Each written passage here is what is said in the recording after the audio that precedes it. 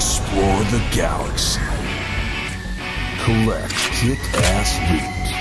And finally, unlock 3 different colored endings. What's going on, ladies and gentlemen? Jermaine Fire himself, Halfpint, once again. Today, I had the opportunity to have an interview with Mr. Kristoff from Studio FOW. Kristoff went ahead and took the time to go ahead and try to get a hold of me through my Discord so we could have this interview talking a little bit more about Subverse and the studio itself.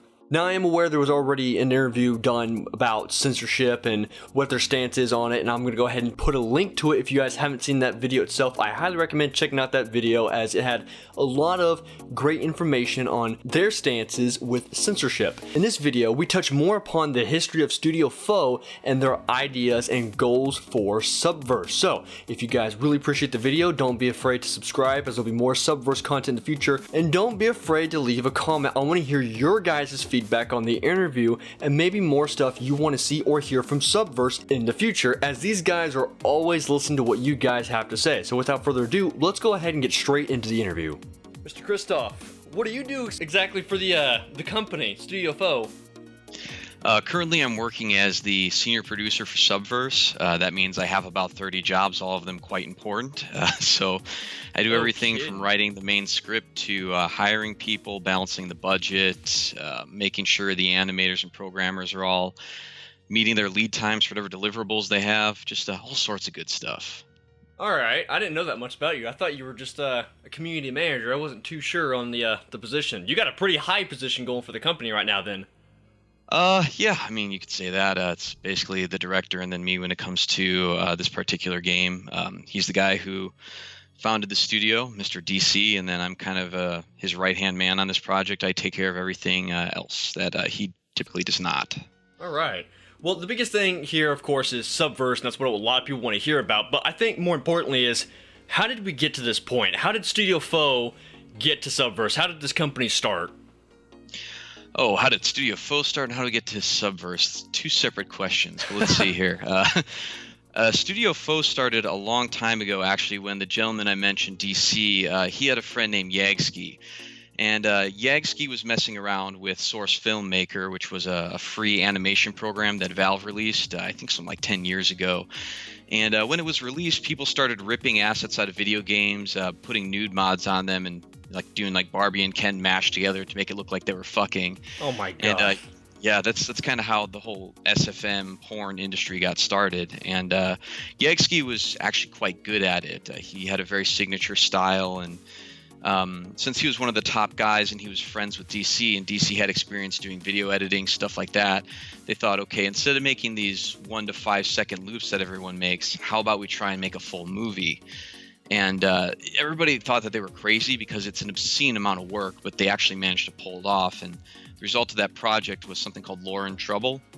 And that movie went viral just basically overnight. And as soon as that happened, they started a Patreon together to make a movie called Kunoichi, starring Kasumi from the Dead or Alive series. And then the rest is history. They got a lot of donations from perverts around the world, and they were making movies ever since then. So you guys had no doubts when you wanted to get into like the porn industry. There was no question about it. This is kind of where you guys were focused when it came to this company in general. You know, you'd have to ask DC about that, because I wasn't around in the very, very beginning. I came on right around the second or third movie they made. But they didn't ever consider that this was going to be something like a full-time job. They thought they would just kind of put that movie out, see what the response was, and then, you know, do it for free in their spare time when they could. But the response was so overwhelming that they ended up founding a company based on everything. So, no, I would say they weren't certain, but once the response was out, they definitely were certain. That's very interesting. I did not know that at all. That's complete news to me. And so you guys started off, let's say fairly small, and then you guys, as you said, basically grew up overnight when you found something that got a lot of attention and people enjoyed quite a bit. And this later on led to the project Subverse, which is not a film, but actually a game. So how'd that come to be? Sure. Well, I had been with the company for a while around the time DC started talking about making a game. And we had a stretch goal on our Patreon to make something in Unity for the fans, which is another game engine outside of the one that we were actually using, which is Unreal 4. But the thing is, in the process of making that demo, we ended up kind of meeting the right people and the timing was right. So when the results came out and they were so good, we just decided, well, let's make this into a full video game. This would easily blow away any other hentai project that's on the market. We'd be crazy not to do it. So Subverse kind of came about as an accident.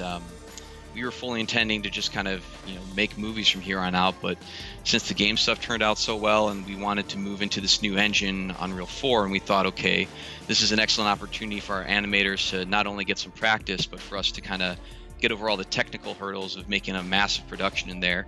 Let's just do it. And so we put the Kickstarter together. We had all of our programmers on board, kind of make the first couple chapters of the game in an alpha playable state, and put a trailer together, and the rest is history. Interesting. So starting off with the Kickstarter you're talking about, I heard that you guys initially started off on Patreon, but you guys got kicked off, even as the trailer says. Censorship seems to be like a really tough thing you guys have when it comes to really anything this company does, because the porn industry is like less accepted when it comes into the gaming industry. So let's start off with Patreon. What exactly happened there? It's a long story, but I'll see if I can make it short. In the beginning, Patreon was kind of there's a lot of porn on Patreon, let's just say that.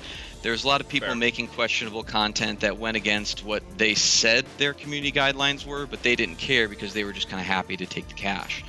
But as time goes on, companies get bigger, the same thing always happens. They get more corporate. There's more pressure from people to become kind of more vanilla and fall in line with the business world in general. And porn, of course, is always the first thing to go when these kind of crowdfunding platforms or anyone that uses a payment processor like PayPal get bigger. So PayPal started putting pressure on them to get rid of people like us, for example, that had movies with werewolves eating out girls' buttholes and such. And so since we were one of the kind of like biggest people, we were one of the like top 10, I think, content creators at the time across the whole platform. We were kind of just like made an example of. They just decided, okay, your content is no longer acceptable on our platform, and you guys are gone. Which is funny because, there's still, you can look, hundreds of other people creating almost exactly the same, if not worse, content than we did. But it looks as if they feared you guys to a certain extent. I don't want to get too much into it and put words in anyone's mouth, but definitely this was a targeted thing.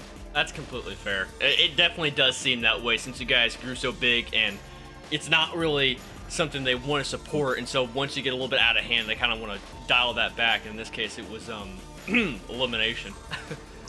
Yeah, we wanted them to basically be held accountable to their own standards, and they weren't willing to do that because, like I said, with them banning so many other people, or banning us and keeping so many other people around, it just felt so ridiculous. But going more along the lines with censorship, so it seems as if you guys are really familiar with censorship when it comes to gaming, especially recently when it came to Sony trying to put a bit of a censor on Devil May Cry, which happened to have been a game I covered very prominently.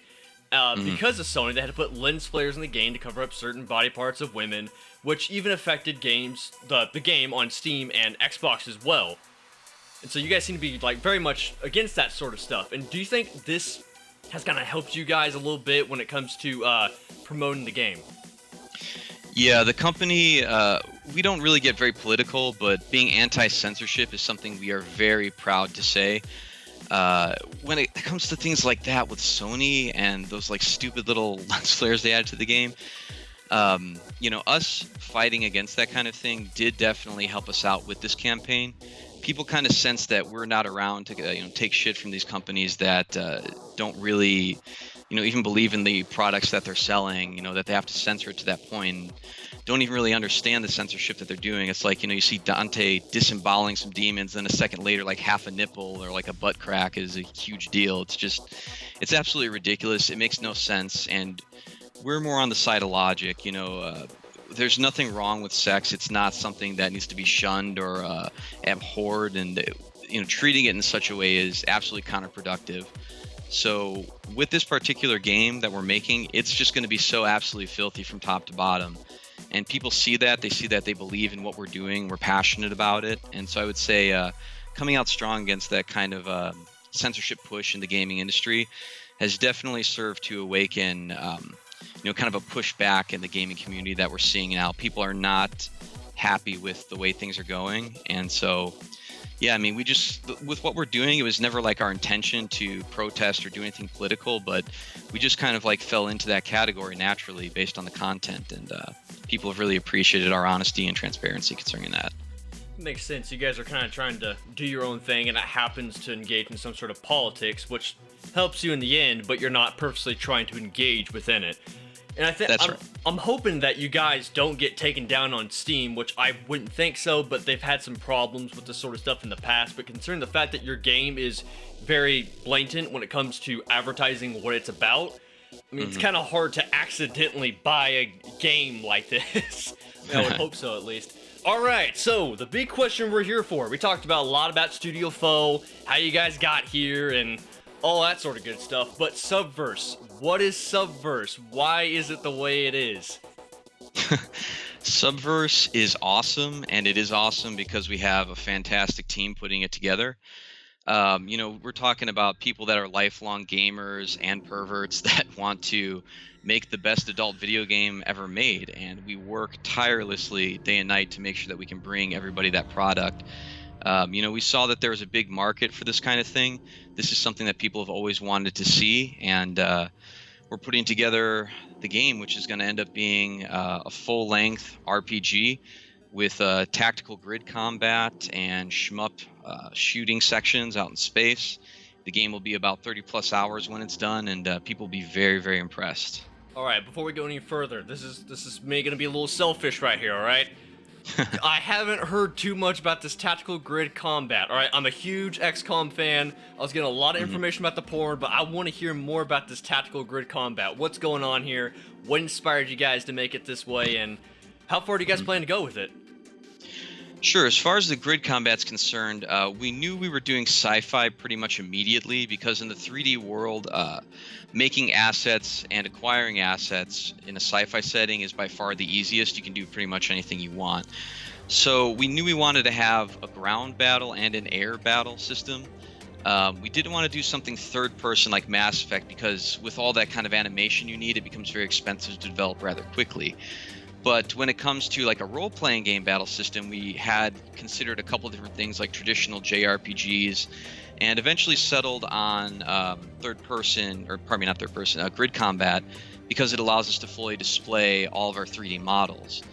And as far as the system itself is concerned, it's actually quite interesting because the style of gameplay that's in it is more on the casual side in that it's not going to be like XCOM 1-hour battles with all these crazy like number rolls, all D&D style and stuff like that. It's very direct and it's very arcade style, so it's fast paced and it's fun, but it does have enough challenge to be like interesting to people that are a little bit more like yourself into like the hardcore tactics games like XCOM. Sure. I mean, it does seem like that kind of game in the first place, you know? I mean, the whole setting of it is basically a casual game.